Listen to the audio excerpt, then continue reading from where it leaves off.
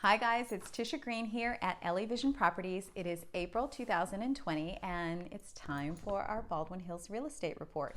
But before we delve into what's going on a hyper-local level here in Baldwin Hills Estates, let's just talk about what's going on in our lives right now. This COVID-19 global pandemic has turned the world upside down. So just like you and I are trying to adjust to the disruption that it's caused in our lives, the real estate market is likewise making its adjustments. So I'm going to share with you what I've been experiencing in the last few weeks and masterminding with other real estate professionals to share what we see as the marketplace right now, where things are going right now and the issues that we are experiencing right now, and where we see ourselves on the other side of this. So we see disruption on three different fronts in the real estate market. Number one, on the lending front. Because of the volatility on Wall Street, there is less money flowing in for certain types of loans. And these are loans that are, not government-backed loans, not the Fannie Mae and Freddie Mac loans. We call them non-QM loans, or loans, and also loans that are above the $729,000 conforming loan limit here in California. So that's particularly important to us because a lot of our deals here in California are at higher price points. So there are a lot of borrowers who need funding above that 729 limit. So we're seeing a constriction in the amount of funds, and that is making lenders become a lot more conservative. I've heard of situations where lenders have pulled deals and they've decided not to fund certain transactions. I've also experienced personally where lenders have become more conservative in the terms where they would do the deal, meaning they've lowered the loan to value ratio, or they have increased the pricing, both the closing costs, upfront pricing, closing costs, and maybe the interest rates. But the interest rates still are at historic lows.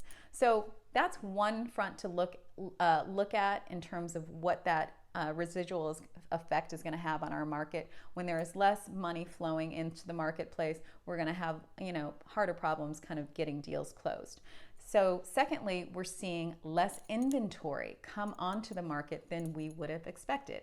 There are sellers who are opting to wait it out on the sidelines, wait until the disruption is over. They don't have to sell right now, so they're not going to enter the marketplace at this time. So there is less inventory. Likewise, there are buyers who are deciding to sit out as well. I talked to an agent who I was negotiating with last week, and she talked about a deal where she had a listing that she had 8 offers on, and this was right before our shelter-in-place order came into play here in Los Angeles. And over the weekend, that buyer got buyer's remorse, decided not to fund the escrow, and move forward with the deal. So she went to 7 backup buyers, and each of those 7 buyers decided to sit out the market at this time. So it doesn't mean that deals are not happening. They certainly are. Real estate is deemed an essential service. So there are buyers and sellers who cannot afford to wait out the market and to sit on the sidelines. They must sell their property, or they must buy and get into a new property. And so, we're adjusting to the times right now. I've set up a virtual showing over the weekend for a buyer. I'm meeting with some sellers on Zoom to talk about how to get their property on the market under these kinds of, what that looks like to get their property on the market under these kinds of conditions. We are still doing business. We are still here to serve. We're just doing it in a different way and making adjustments for your safety and for ours. Now, for those of you who are sitting back and waiting for the bottom to fall out and to pick up and swoop up all these great deals, like I've got some clients now who are really cash rich and they're waiting for the bottom to fall out. That is not the expectation. Now, I do think that now is a good time to negotiate your way into a good deal because there's going to be less activity and less competition in the marketplace. So this would be the time as a buyer to negotiate a good deal, because typically the sellers who are in the marketplace now are very motivated to sell. So there's that. But in terms of, great grave discounts and the bottoming out, like we saw in 2008, that's really unlikely to happen, because what happened in 2008, it initiated with unsupported loans in the real estate sector. It initiated with these like toxic subprime loans that people couldn't afford, where they were upside down on their values and all of that. The lending industry has been highly regulated over the last 10 plus years. So the people who have loans can afford to stay in those properties, absent some material change in their circumstances. And I do realize that people will have some changes in their income, especially as it relates to the pandemic we're going through now. Some have been laid off, some hours have been reduced, and all of that. But those people still have equity. So there will be no short sale because there won't be a short. They can sell the property and still recoup all of that equity. And then likewise, they won't be foreclosing because who's going to walk away from that amount of equity? So those of you waiting for the bottom to fall out, that is not likely to happen. What we really do see is probably during this crisis time is a slowing of the market, maybe a little tapering down as a result of what I'm talking about, like being able to negotiate better deals, having less competition and less activity.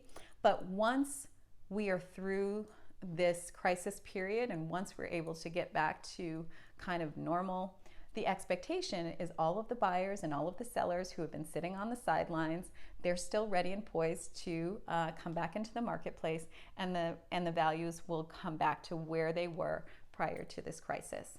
So that's the expectation. Let's talk about what is happening hyper-locally here in Baldwin Hills Estates.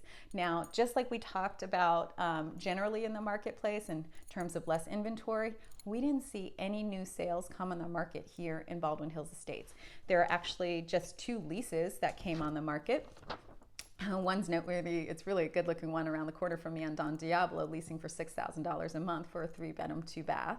That was an investor flip a few years ago. So it's very contemporary and has some views. So that's kind of cool. But we only had 1 closing, and that was at the beginning of March. So kudos to those folks. That was a 3-bedroom, 3-bath that closed on Don Luis. 1,857 square feet, closed above the list price at $1,090,000. So that was a good close. However, our median home sale price here in Baldwin Hills has come down. We've only had 2 closings this year. The other one was on Don Felipe in the 900s. So we're down to $1 million for a median home price. However, we do have some listings that are in escrow now that we're going to bird dog that'll likely bring that price point up. And most notably there is the Don Porfirio listing we talked about last month that was listed at $1,495,000. It is poised to be our highest sale of the year. So very interested to see where that closes out at. And then of course the units that we've been tracking for the last few months on Don Tomaso, originally listed at 2.5. They finally got into escrow after a couple of price reductions at a list price of 2.2. So if you would like to get all of the details, addresses and stats and all of that for what's going on here in Baldwin Hills Estates, you can always get the most updated version of this report at bit.ly/Baldwin Hills Report. So thanks for tuning in. I wish you and your family health and safety, and I'll look forward to keeping you guys informed next month.